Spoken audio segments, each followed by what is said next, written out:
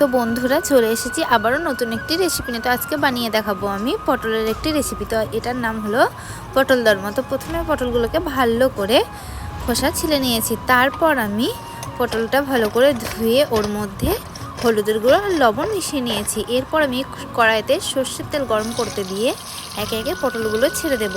পটলগুলো আমার এক এক করে ছাড়া হয়ে গেলে পটলগুলো আমি ভালো করে লাল লাল করে ভেজে নেব। পটলগুলো আমি এপিট ওপিট উল্টে ভালো করে লাল লাল করে ভাজা অবধি, যতক্ষণ না লাল লাল করে ভাজা হচ্ছে ততক্ষণ পটলটাকে ভাজতে থাকবো।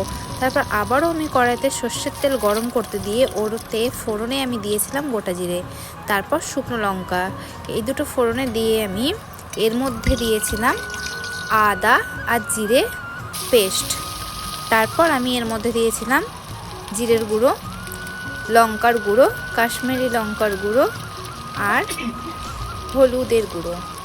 তারপর আমার সব গুঁড়ো মশলা আর বাটা মশলা মিশ্রণ করা হয়ে গেলে স্বাদ মতো লবণ দিয়ে আমি মশলাটাকে ভালো করে কষাতে থাকবো।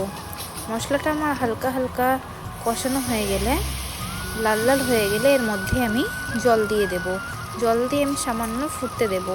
জল দেওয়া হয়ে গেলে ফুটে গেলে মশলা থেকে যখন তেলটা ছেড়ে আসবে তখন আমি ওর মধ্যে চিনি অ্যাড করব। এরপর আমি এর মধ্যে জল অ্যাড করব। জলটা দিয়ে আমি কিছুক্ষণ ফুটতে দেব।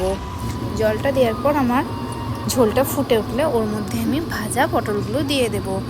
এই ঝোলটা যখন আমার গামাখা গামাখা হয়ে আসবে তখন আমি নামিয়ে নিলেই রেডি আমার গরম গরম পটল দরমা। তো বন্ধুরা, ভিডিওটি ভালো লাগলে অবশ্যই একটি লাইক করবেন আর চ্যানেলটিকে সাবস্ক্রাইব করে দেবেন। চেষ্টা করব আবারও নতুন কিছু ভিডিও আনার জন্য। তো আজকের রেসিপিটা কেমন হয়েছে কমেন্টে জানাতে ভুলবেন না।